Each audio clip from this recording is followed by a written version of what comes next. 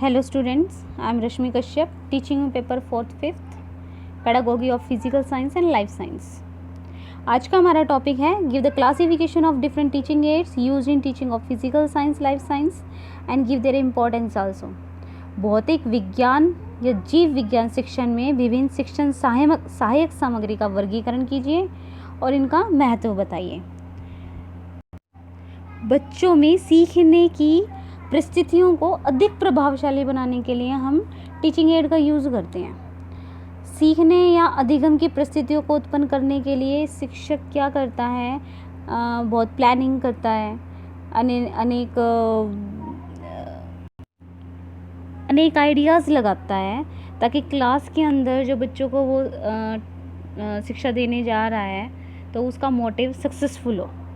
इसके लिए वो क्या करता है, टीचिंग एड्स यूज़ करता है. टीचिंग एड्स कौन कौन से होते हैं? टीचिंग एड्स, क्योंकि आजकल जो चल रहा है, न्यू टेक्नोलॉजी चल रही है, बच्चे भी बहुत एडवांस हैं, उनको भी शुरू से ही फ़ोन चलाना आता है, कंप्यूटर चलाना आता है, लैपटॉप चलाना आता है. तो टेक्नोलॉजी को ध्यान में रखते हुए, क्योंकि बच्चों का इंटरेस्ट टेक्नोलॉजी में ज़्यादा है, तो हम mostly audio visual ads use करते हैं. तो सबसे पहले टीचिंग एड्स एक ऐसा टूल होता है टीचर का जिसको वो क्लासरूम के अंदर यूज़ करता है, और उसके अंदर आते हैं flash cards, map, cassettes, black board and something more. तो एक ऐसा टूल जो टीचर्स की हेल्प करे बच्चों के अंदर रीडिंग स्किल्स को डेवलप करने के लिए, लर्निंग स्किल्स को डेवलप करने के लिए, उनके अंदर की स्किल्स को उभारने के लिए, आइडियाज़, उनके डर को, उनके क्रोध को, उनकी बोरियत को दूर भगाने के लिए जो यूज़ करता है उसको हम टीचिंग एड्स कहते हैं. वो एक तरीके से एक गेम ही होता है. ठीक है. टीचिंग एड्स को हम कैटेगराइज करते हैं 3 कैटेगरीज में: audio visual aids, audio aids, visual aids, audio visual aids. Audio visual aids means ऐसी लर्निंग प्रोसेस हमें बच्चों के अंदर देना जिससे बच्चे उनकी सेंस ऑफ हियरिंग और सेंस ऑफ साइट दोनों को यूज़ करके वो उसको शिक्षा के अंदर ले सकें. जब टीचर के टीचिंग एड्स ज़्यादा इफ़ेक्टफुल नहीं दिखाई देते ना क्लास के अंदर, तो टीचर क्या करता है, अपना नया हथियार निकालता है, that is a teaching add. ठीक है. ऑडियो विजुअल एड्स, जो ऑडियो विजुअल एड्स है उसको हम 2 पार्ट्स के अंदर क्लासीफाइड करते हैं: projected aids and non projected aid. Non projected aids के अंदर आते हैं हमारे जिसको हम प्रोजेक्ट नहीं कर सकते, जिसमें हम टेक्नोलॉजी का यूज़ नहीं कर रहे हैं, इलेक्ट्रिकल टेक्नोलॉजी का, उसको हम नॉन प्रोजेक्टेड कहते हैं. जैसे चार्ट, मैप, ग्राफ, ठीक है, पपेट्स, फ्लैश कार्ड्स, पोस्टर्स, ये सारे 2D होते हैं. ठीक है. Display boards, bulletin boards, flannel boards, magnetic boards, specimens. 3D aids में आ जाते हैं globe, model, object, field trips. Audio aids के अंदर radio, tape recorder, language laboratory. Activities के अंदर डेमोन्स्ट्रेशन, ड्रामेटिक्स, एक्सपेरिमेंट और प्रोग्राम इंस्ट्रक्शंस. प्रोजेक्टेड एड ऐसे एड होते हैं जिसमें हम टेक्नोलॉजी का यूज़ करते हैं, जैसे silent slide film, strip, OHP यानी कि ओवरहेड प्रोजेक्टर, और साउंड फिल्म्स. ये आते हैं हमारे ऑडियो विजुअल एड्स के अंदर. अब इसको ध्यान से देखिए. जब स्टूडेंट्स लर्निंग करता है, लर्निंग करने से उसका क्या आउटकम निकलता है वो देखिए. 10% आउटकम वो निकलता है जब वो रीड करता है, उसको सिर्फ 10% ही लर्न होता है रीडिंग के थ्रू. ठीक है. और 20% हियर के थ्रू. तो इससे वो क्या कर सकता है, पढ़कर और सुनकर किसी चीज़ को डिफ़ाइन कर सकता है, लिस्ट बना सकता है, डिस्क्राइब कर सकता है, एक्सप्लेन कर सकता है. 30% लर्न कब होता है, जब वो किसी चीज़ को देख लेता है. ठीक है. और 50% लर्न जब होता है जब वो किसी चीज़ को देख भी लेता है और सुन भी लेता है. ये सब आता है हमारी पैसिव लर्निंग में. और जब वो 50% तक लर्निंग कर रहा है देखकर और सुनकर, तो इस कंडीशन के अंदर वो किसी चीज़ को डेमोन्स्ट्रेट भी कर सकता है, अप्लाई और प्रैक्टिस के अंदर भी ला सकता है. ठीक है. 70% लर्निंग कब होती है, जब वो देखी हुई, सुनी हुई, पढ़ी हुई चीज़ों को बोलकर और लिखकर याद करता है. ठीक है, 70% होता है। ये एक्टिव लर्निंग के अंदर आता है, और 90% लर्निंग में आता है जब वो खुद करके देखता है एक्सपीरियंस के थ्रू। तो इस कंडीशन में आउटकम निकल के आता है, वो किसी चीज़ को एनालाइज कर सकता है, डिफाइन कर सकता है, क्रिएट कर सकता है, बना सकता है, और उसका मूल्यांकन इवेल्युएट भी कर सकता है। नेक्स्ट आता है एडगर डेल्स की क्लासिफिकेशन ऑडियो विजुअल एड्स की। तो एडगर ने जो ऑडियो विजुअल एड्स का जो क्लासिफिकेशन है वो कोन ऑफ एक्सपीरियंस के अकॉर्डिंग किया हुआ है, और ये इसके ऊपर आधारित है कि जो शैक्षिक साधन है एक आधार पर मूर्त से अमूर्त यानी कि कंक्रीट से एब्स्ट्रैक्ट की तरफ इन्होंने व्यवस्थित किए हैं। और ये कौन कौन से हैं, देखो नंबर 1 क्या है लिखा है, डायरेक्ट पर्पसफुल एक्सपीरियंस, यानी कि ये डायरेक्ट यानी कि प्रत्यक्ष और प्रथम अनुभवों को प्रतिनिधित्व करते हैं, यानी कि हमारी जो सेंसरी ऑर्गन्स हैं उससे उनकी नींव रखते हैं ये लर्निंग की।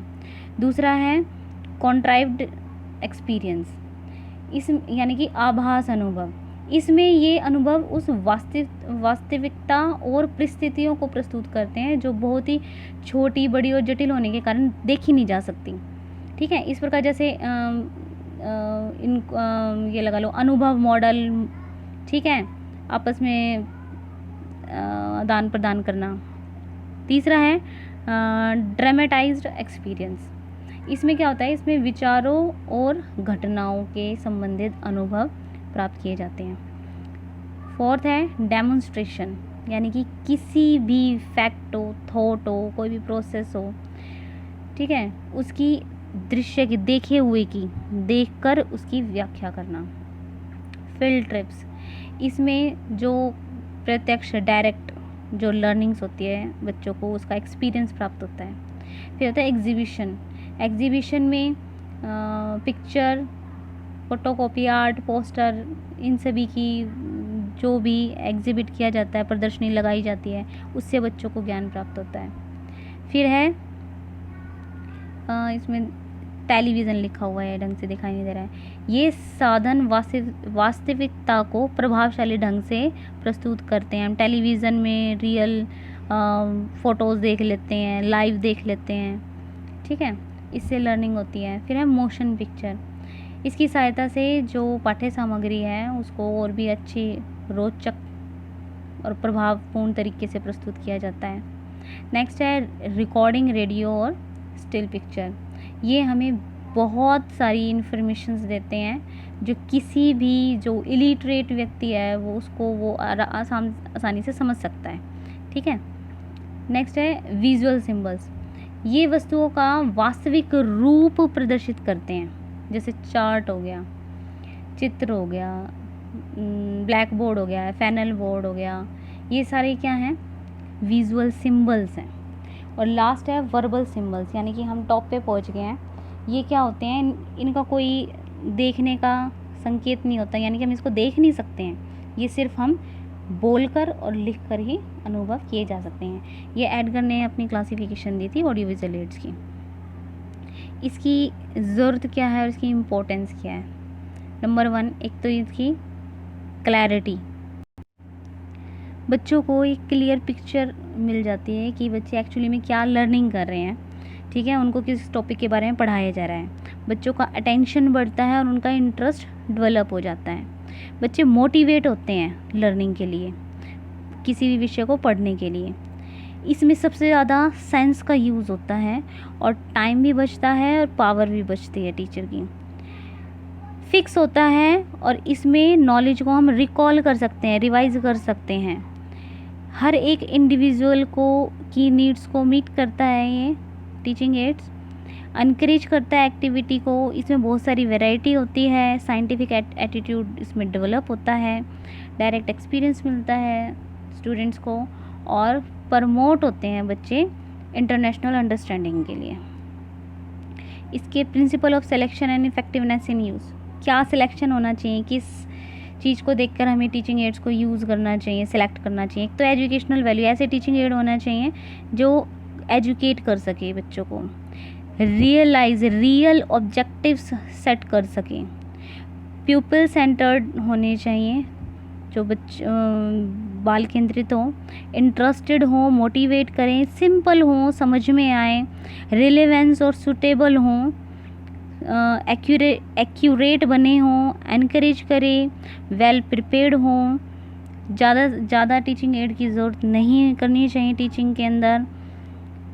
अगर शुरुआत हुई मीन्स टू एन एंड, यानी कि बच्चों को अपना टॉपिक क्लियर समझ में आना चाहिए, इंटीग्रेटेड होने चाहिए, हर तरीके के बच्चों को समझ में आना चाहिए।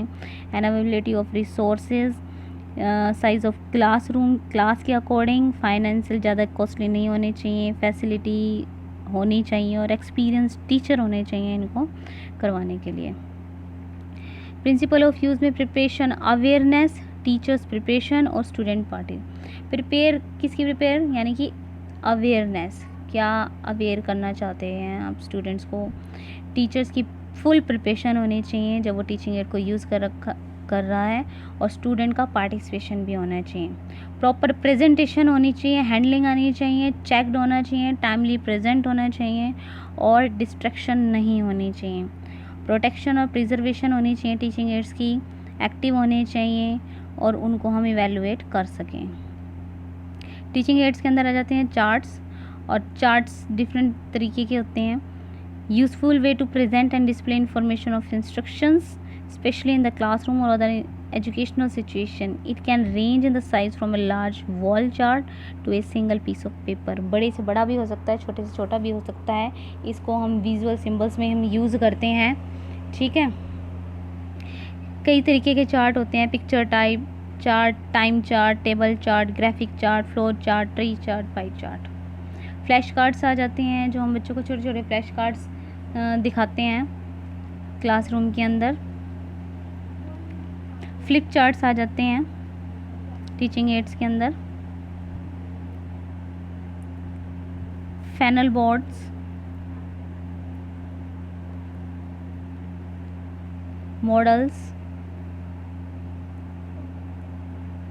Globes, graphs, kinds of graph, pictorial graph, flannel graph, line graph, bar graph, circle और पाई ग्राफ, कार्टून्स। तो बेटा टीचिंग एड्स के बारे में था, ये क्वेश्चन को आप अच्छी तरीके से कर लेना, इम्पोर्टेंट क्वेश्चन है। ये आपने सुनी रखा हो, I hear, I forget, I see, I remember, I do, I understand. देख टीचर को हमेशा एफर्ट्स करने चाहिए कि वो लर्निंग प्रोसेस स्टूडेंट्स के अंदर बढ़ा सकें। Okay, thank you.